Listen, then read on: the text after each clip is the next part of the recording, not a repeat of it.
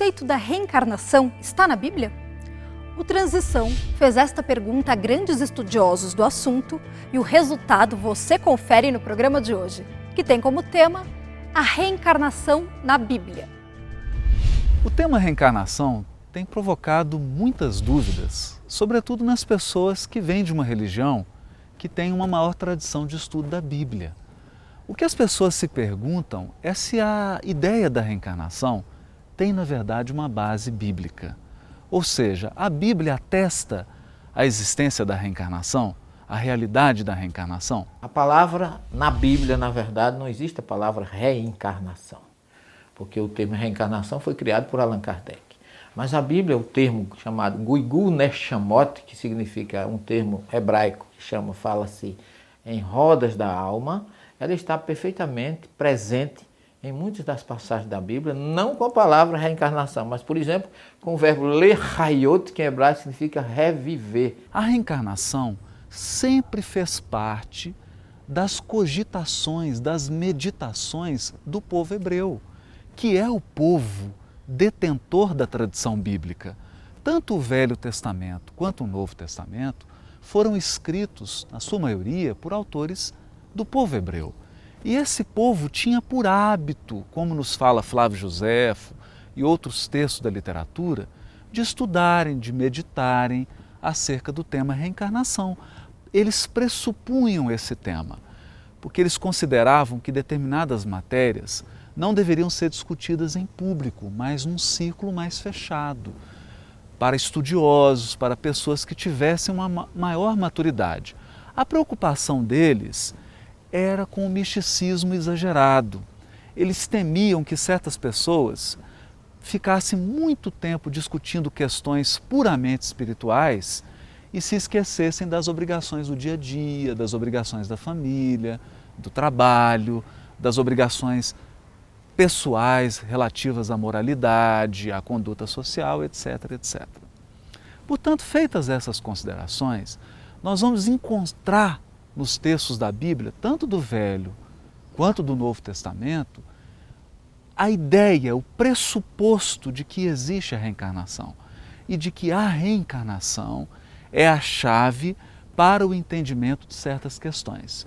Por exemplo, nós podemos citar o texto de Êxodo, quando fala dos mandamentos e diz que a terceira e a quarta geração irão expiar, irão receber a culpa da primeira geração, a geração dos antepassados. Há até uma preposição em hebraico que diz: na terceira e na quarta geração eu expiarei as faltas dos pais, nos seus netos, nos seus bisnetos, etc, etc. Mostrando que há uma sequência e que nós somos herdeiros do nosso passado. Estamos, da mesma forma, no presente, construindo o nosso futuro.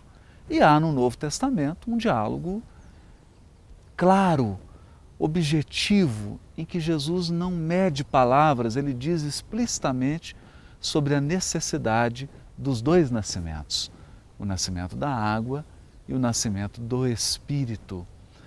E Nicodemos, nesse diálogo, mostra claramente que ele entendeu o nascimento da água como uma volta ao útero, como um renascimento biológico, físico, como o único capaz de resolver certas questões e de dar também uma continuidade para o nosso aprendizado. Uma vida é muito pouco, há muito que ser feito, há muito que ser aprendido e nós precisamos de mais de uma existência para realizar esse aprendizado, para resolver as nossas pendências emocionais, para continuar o que não foi possível completar numa vida. A reencarnação é, na verdade, uma prova da bondade de Deus, que está sempre renovando as oportunidades, que está sempre renovando as possibilidades. E mais do que isso, muitas vezes numa existência, nós criamos relações de ódio, de inimizade, de tristeza, de agressão, e a reencarnação vem como uma possibilidade de reconciliação. Como diz Jesus no Sermão do Monte: reconcilia-te com o teu adversário enquanto estás a caminho com ele. É claro que aqui também nós vamos colhendo o que nós semeamos. A lei de causa e efeito. Nós vamos colhendo o que nós semeamos. Essa lei, vamos dizer, é divina, mas quem a manipula somos nós mesmos. Nós é que semeamos e nós é que colhemos. A reencarnação, então, é essa jornada em que nós encontramos desafetos do passado, encontramos afetos também do passado, na tentativa de reconciliar, de construir novamente a história, de recontar a história da nossa vida. É uma possibilidade que o Criador nos dá e isso tudo está pressuposto na Bíblia, não há razão nenhuma para que a gente não leia a Bíblia sobre esse enfoque. E no fundo, tudo é uma questão de leitura. Se nós estamos com um olhar educado, se nós estamos procurando, nós iremos encontrar. Porque aquele que procura, encontra. Aquele que bate, a porta se abre. Se o nosso olhar está fechado para essas questões, se nós estamos com a mente fechada, com uma mente fundamentalista, dificilmente nós encontraremos nesses textos bíblicos alguma referência à reencarnação e a outros temas. Mas se o nosso coração, se a nossa mente está aberta para captar essas realidades, é como se o texto se abrisse, é como um frasco de perfume que você tira a tampa e começa a sentir a fragrância. Então, o conselho é: abra sua mente, abra o seu coração. As leis da natureza, elas se revelam aos poucos e a nossa leitura da Bíblia, ela vai se ampliando e se aperfeiçoando. A gente não lê a Bíblia como as pessoas liam há 3.000 anos atrás e nós não leremos a Bíblia daqui 1.000 anos como nós lemos hoje, porque nós crescemos e a nossa interpretação cresce com a leitura da Bíblia. Então o conselho é: leia de maneira tranquila, aberta, inspirada e essa compreensão virá naturalmente. Agora o Transição dá uma paradinha para o intervalo e já volta.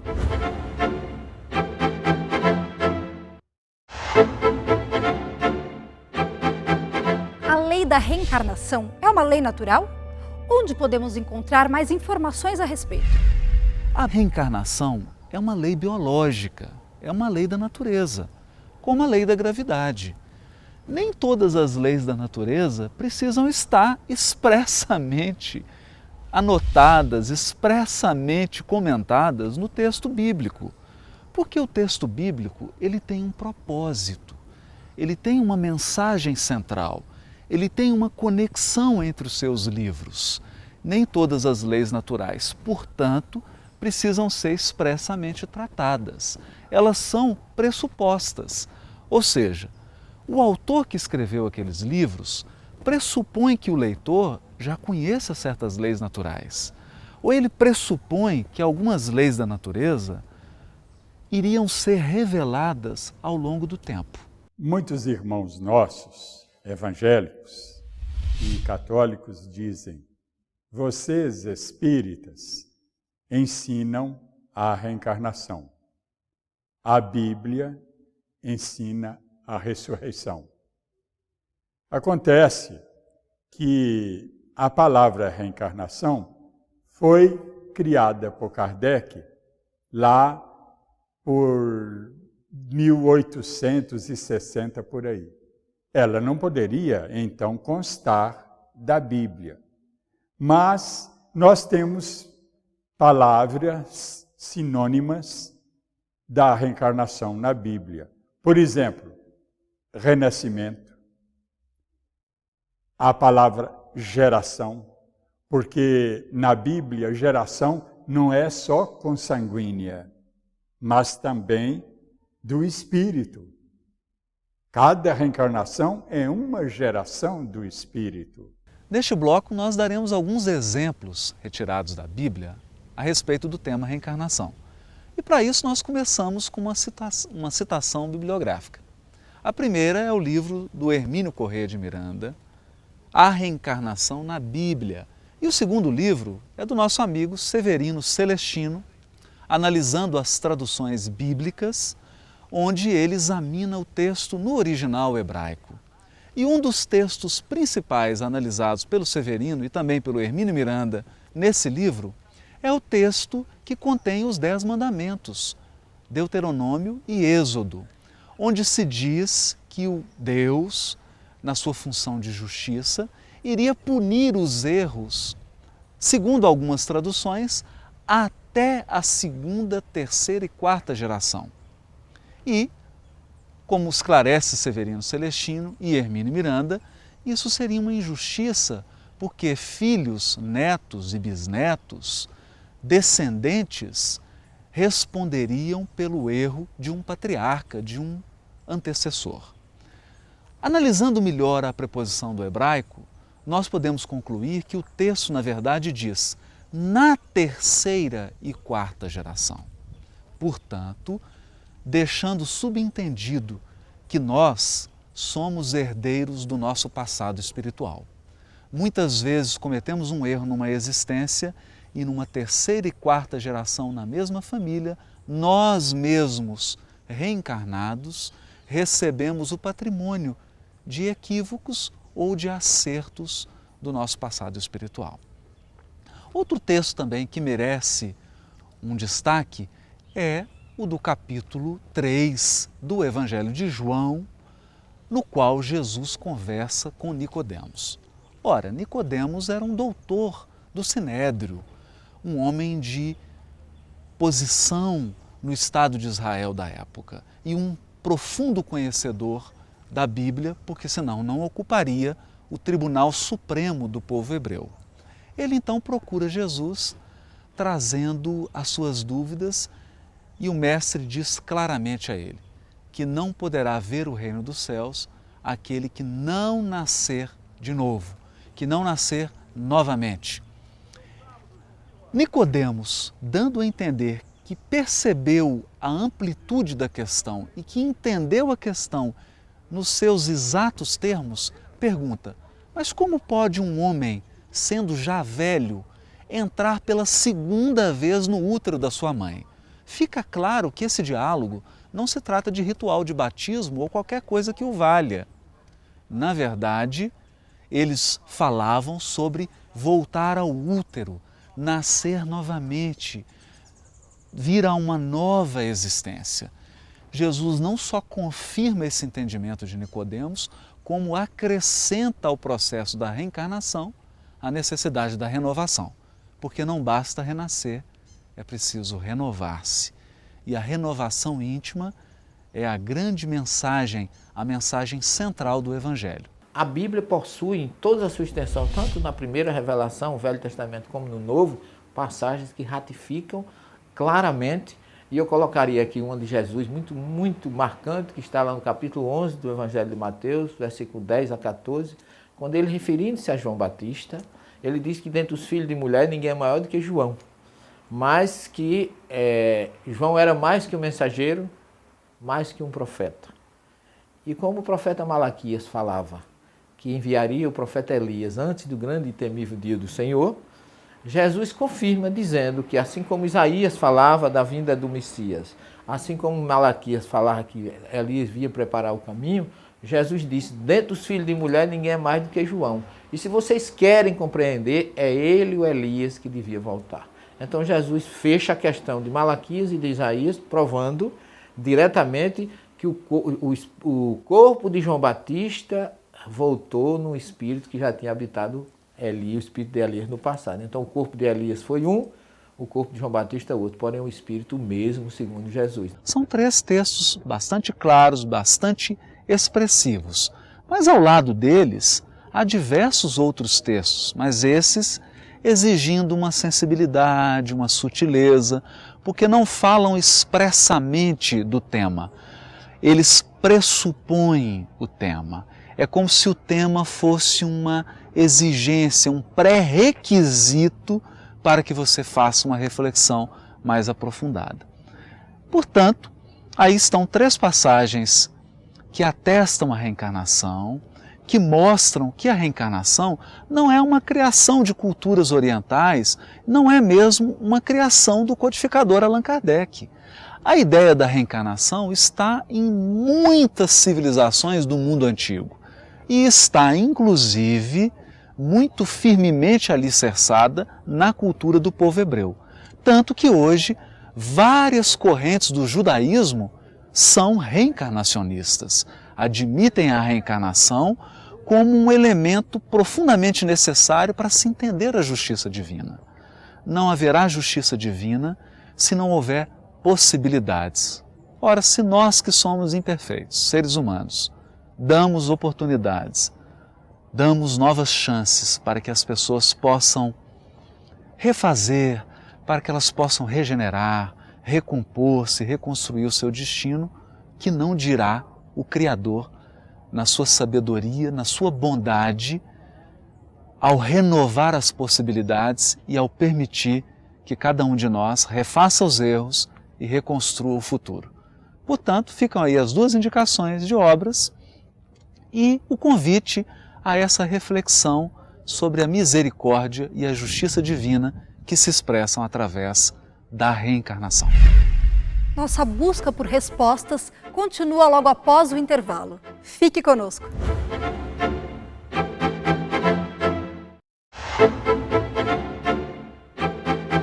O Transição continua com o tema de hoje e pergunta: se a reencarnação está na Bíblia, não há conflito entre o Espiritismo e o Cristianismo? Nesse último bloco, nós gostaríamos de falar sobre duas questões muito importantes. A primeira delas é a ideia de que algumas pessoas, de que o Espiritismo não é uma religião cristã.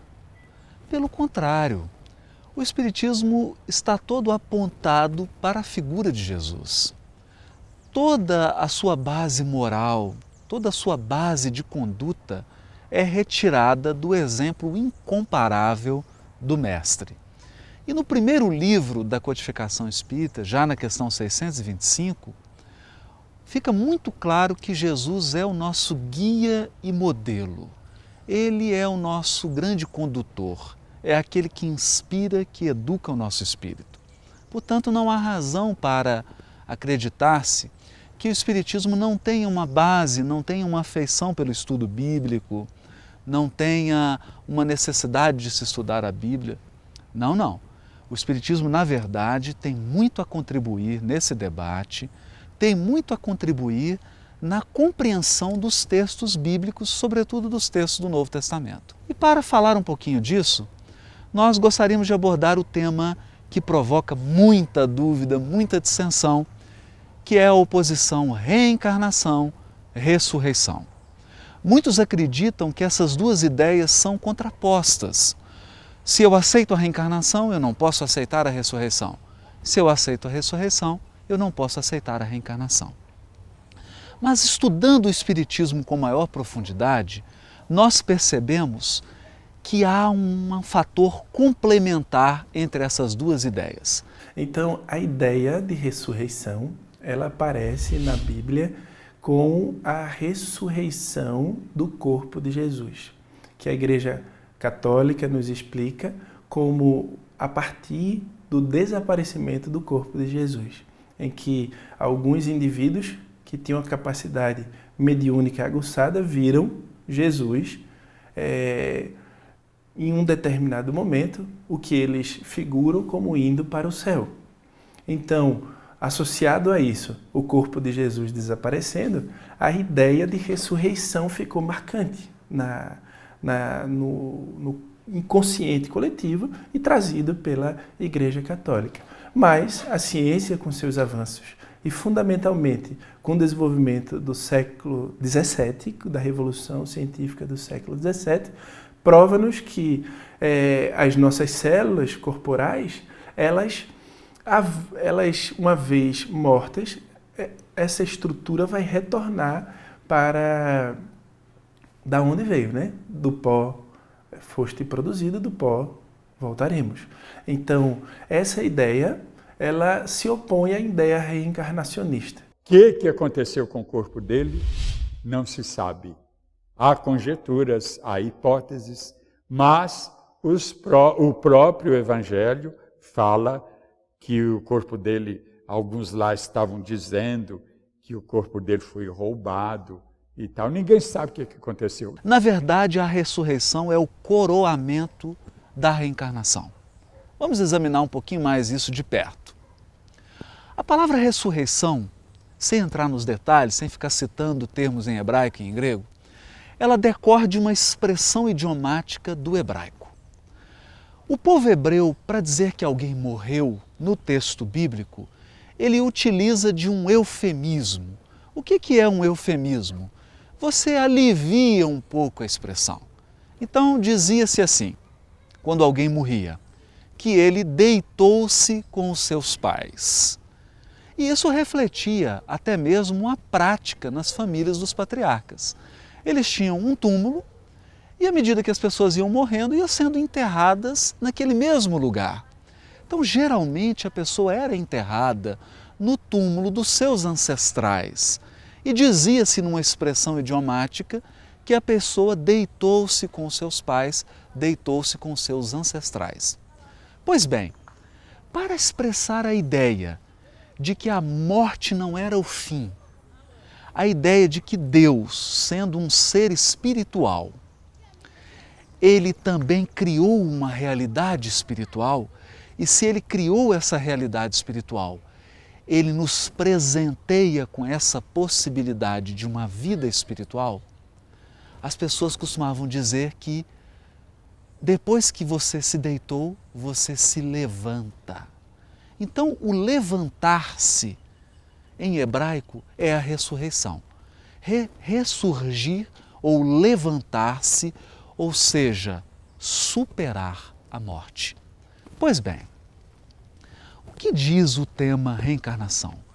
Diz que o Criador renova as possibilidades, renova as oportunidades de continuar aquilo que nós não terminamos, de resolver aquilo que ficou mal resolvido, de reconciliar os laços que foram rompidos por agressões mútuas. Nós somos espíritos em evolução e a reencarnação tem por objetivo nos dar oportunidade de nós continuarmos crescendo, evoluindo. Como disse Jesus, sede perfeitos como é perfeito o vosso Pai Celestial. É claro que isso aí é uma força de expressão de Jesus, porque nós nunca vamos ser perfeitos como o Pai é perfeito, porque o Pai tem uma perfeição infinita, mas humanamente falando, nós podemos chegar perto dele, perto pelo menos da semelhança da perfeição de Deus. Portanto, a reencarnação diz respeito ao processo que nos leva ao aperfeiçoamento moral, ao aperfeiçoamento espiritual. Pois bem, quando nós cumprimos esse processo, quando nós chegamos ao cabo desse processo de aperfeiçoamento, o que ocorre? Ocorre a ressurreição. A ressurreição é o coroamento do processo reencarnatório.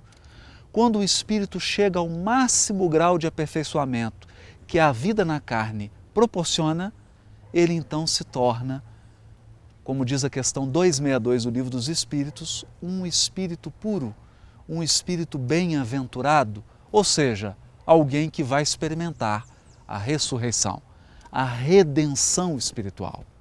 Aquele estágio de aperfeiçoamento em que você não necessitará mais reencarnar para o aprendizado. Poderá sim nascer em missão para ajudar alguém, mas não mais como uma necessidade de aperfeiçoamento espiritual. Ora, isso está dito de maneira muito sutil no capítulo 3 do Evangelho de João, quando Jesus diz a Nicodemos, para ver o reino de Deus é necessário nascer de novo, reencarnar. Para ver, para entrar no reino de Deus é necessário nascer de novo da água, mas nascer do Espírito, que é o processo de renovação íntima. Ou seja, a reencarnação nos dá a possibilidade de entender, de visualizar, mas a entrada definitiva no reino espiritual, na felicidade que nos aguarda, essa somente se dá através de um processo intenso de renovação espiritual. E esse processo de renovação espiritual está resumido no termo ressurreição. Portanto, o final do processo reencarnatório é a ressurreição. Não se tratam de termos contrapostos, é a mesma ideia. A diferença é apenas de grau, é uma diferença de tempo, de processo. Com isso, nós podemos unir duas grandes ideias, a ideia da reencarnação e a ideia da ressurreição, sem precisar opô-las, sem precisar negar uma lei biológica, uma lei da natureza, que é a reencarnação, para entender esse tema bíblico da ressurreição.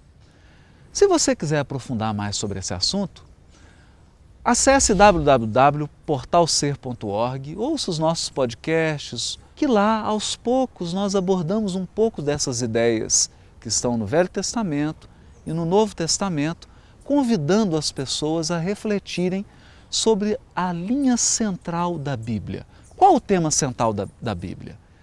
É a renovação, é a união da criatura com o Criador. O dia em que nós restabelecermos os nossos laços com o nosso Pai Criador, quando nós envolvermos todas as criaturas num amor incondicional, nós atingiremos a redenção espiritual, atingiremos a ressurreição. O programa de hoje fica por aqui, mas não esqueça, o estudo continua em nosso site www.transição.tv. Acesse centenas de programas e conteúdos espíritas de qualidade. Tchau!